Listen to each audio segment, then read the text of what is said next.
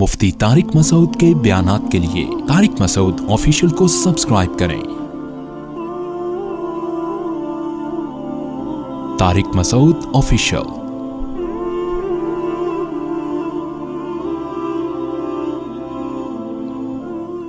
ایحسب الانسان ان یترک سدی، کیا انسان یہ سمجھتا ہے کہ اسے یوں ہی چھوڑ دیا جائے گا؟ یوں ہی چھوڑ دیا جائے گا۔ اس آیت میں اللہ تعالیٰ نے انسان کو تنبیہ کی ہے، بتایا ہے کہ انسان اپنے ہر عمل کا جواب دہ ہے۔ کچھ بھی کر رہا ہے تو اس کو یہ معلوم ہونا چاہیے کہ میں یہ کیوں کر رہا ہوں۔ بات آ رہی ہے سمجھ میں؟ اس کو یہ پتا ہونا چاہیے کہ میں نے یہ کیوں کیا۔ دو نظریات ہیں دنیا میں، جو مذہب مخالف لوگ ہیں وہ کہتے ہیں ہماری زندگی ہے، ہم جیسے چاہیں گزاریں، ہم کسی کے پابند نہیں ہیں،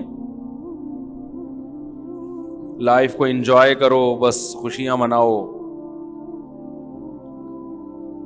لیکن اللہ تعالیٰ نے پیغمبروں کو جو دنیا میں بھیجا اور پھر اپنی آخری کتاب کو نازل کیا، تو اس کا مقصد یہ بتانا ہے کہ تم آزاد نہیں ہو، تم کسی کے غلام ہو،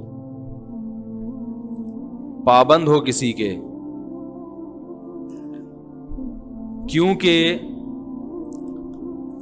اگر خود سے پیدا ہوئے ہوتے یا تم نے خود اپنے آپ کو بنایا ہوتا تو پھر تم اپنی منمانی زندگی گزارنے کے مجاز تھے، تمہیں یہ حق حاصل تھا۔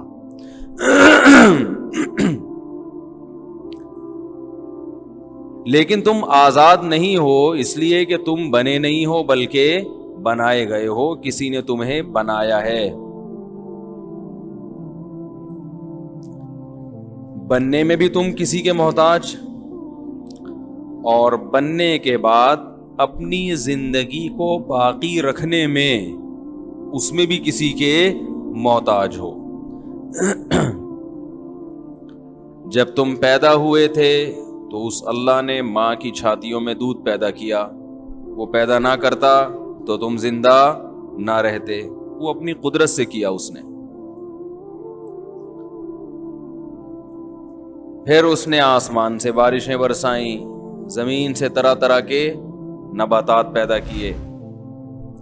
ينبت لكم به الزرع والزيتون والنخيل والأعناب ومن كل الثمرات، اسی گارے مٹی اور پانی کے ملاپ سے، گوبر مٹی اور پانی کے ملاپ سے اس نے کھیتیاں پیدا کی، زیتون پیدا کیا، زیتون، والنخل، کھجور پیدا کیے، کھجوروں کے باغات، والاعناب، انگور پیدا کیے، وَمِن كُلِّ الثَّمَرَاتِ، اور ہر طرح کے پھل پیدا کیے۔ اگر وہ یہ سب چیزیں پیدا نہ کرتا یا کرنا بند کر دے تو ہم زندہ نہیں رہ سکتے۔ لوگ مجھے کہتے ہیں یہ بار بار نہیں بولا کریں، بولو بھائی بولو بھائی، تو آپ مجھے یہ بولنے کا موقع ہی نہ دیا کریں کہ میں بولو بھائی بولوں، آپ میرے بولے بغیر بول دیا کریں، ٹینشن ختم ہو جائے گی۔ کہتے ہیں نا تالی دونوں ہاتھوں سے بجتی ہے۔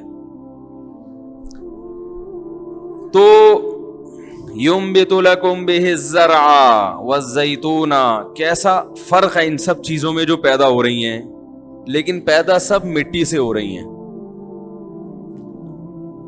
اللہ نے اگر بیج میں ایسے سافٹ ویئر انسٹال نہ کیے ہوتے کہ وہ بیج زمین میں جانے کے بعد تناور درخت بنتا ہے، پھر ہر درخت میں اسی جیسے پھل پیدا ہوتے ہیں، اور پھر ہر پھل میں وہ بیج دوبارہ، وہ پروسیس چل رہا ہے، چلتا چلا جا رہا ہے، چلتا چلا جا رہا ہے۔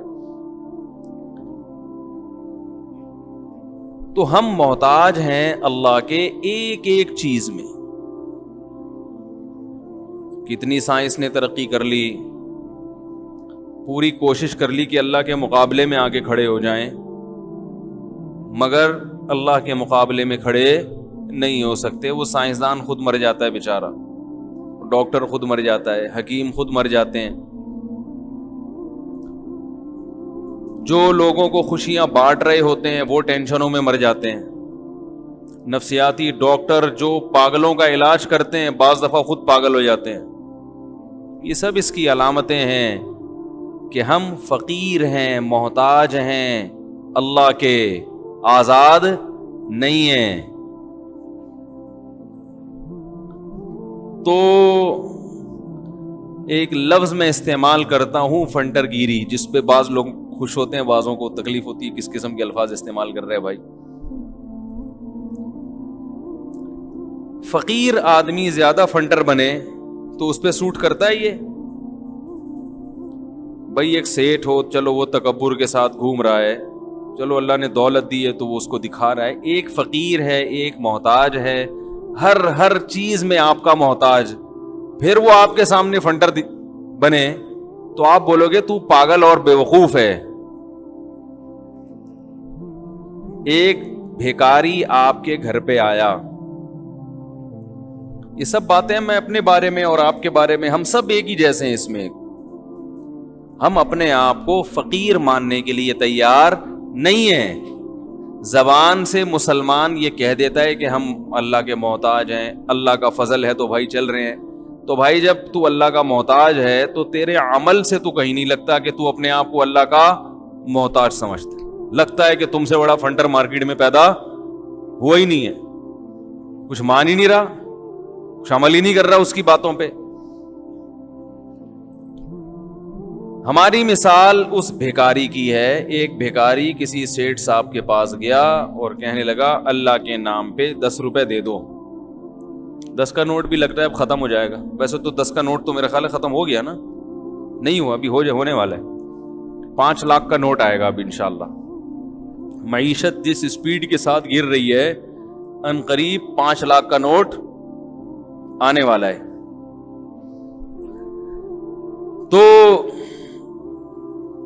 بھیکاری گیا سیٹھ صاحب کے پاس، سیٹھ صاحب نے اس کو گھر میں بٹھایا، واش روم میں نہلایا، نہلانے کے بعد اس کا دھوتی بنیان لے کے اس کو سوٹ ٹائی وائی پہنا دی، اور پھر وہ بیچارہ پیدل آیا تھا، اس کی ایک کرولا اس کے ہاتھ میں پکڑا دی اور کہا کہ چل اب عیش کر۔ اب یہ بھیکاری دوسروں کے سامنے تو فنٹر بنے گا، اپنی ٹائی کو صحیح کرتا رہے گا، گاڑی گھماتا رہے گا، لیکن جب یہ سیٹ سامنے آئے گا یا اس کی گلی میں جب یہ بھیکاری آئے گا تو پھر وہاں پر یہ زیادہ فنٹر بننے کی کوشش بولو بھائی نہیں کرے گا، پھر یہ نہیں کہے گا میری ٹائی میری گاڑی ہے بھائی، یہ کریز صحیح کر لوں اپنی۔ اس سیٹ بولے گا تیری اوقات کیا ہے، کل تو دھوتی چڈی بنیان میں گھوم رہا تھا، یہ تو میں نے تجھے پہنا دی ہے، اور میں اگر ابھی واپس لے لوں تو تیری پھر وہی اوقات ہو جائے گی۔ تو یہ جو پوری کائنات ہے یہ تو اللہ کی گلیاں ہیں بھائی، سیٹھ کی تو ایک گلی ہوتی ہے، اس کے بعد اس کا روب دبدبا ختم، یہ پوری زمین اللہ کی ہے، ایک ایک چیز اللہ نے ہمیں دے دی، ہر چیز۔ وَإِن تَعُدُّوا نِعْمَةَ اللَّهِ لَا تُحْصُوهَا، سیٹھ نے تو 4-5 چیزیں دی تھی، ایک گاڑی دی تھی، ایک 3 پیس سوٹ اور ٹائی پکڑا دیا تھا اور نہلا دیا تھا، شیمپو گفٹ کر دیا تھا، اس کے علاوہ کچھ بھی نہیں دیا۔ اللہ کہتے ہیں تمہارا اپنا کچھ بھی نہیں ہے، ایک چیز بھی ایسی نہیں ہے جو میں یہ کہوں کہ یہ میری ذاتی ہے، سب اللہ کی طرف سے عطا کردہ چیزیں ہیں، سب اللہ کی طرف سے، اور اتنی زیادہ ہیں کہ اللہ کہہ رہے ہیں، اللہ فرماتے ہیں کہ اگر تم ان نعمتوں کو کاغذ قلم لے کے لکھنا شروع کر دو یا شمار کرنا شروع کر دو تو تمہارے بس میں ان کو شمار کرنا نہیں ہے، ممکن نہیں ہے کہ ان کو گنا جا سکے۔ تو سر کے بال سے لے کے پاؤں کے ناخن تک تمام چیزیں گاڈ گفٹڈ ہیں، اب بتاؤ اس گاڈ کی زمین پر جو ہمیں دیکھ بھی رہا ہے تکبر کرنا یا یہ کہنا کہ میں اپنی من مانی زندگی گزاروں گا, میری پرسنل لائف ہے, جیسے یہ لبرل لوگ بولتے رہتے ہیں نا صبح سے شام, ہماری عورت پردہ کرے نہ کرے اس مولویوں کو تکلیف کیوں ہوتی ہے, کہتے ہیں نا.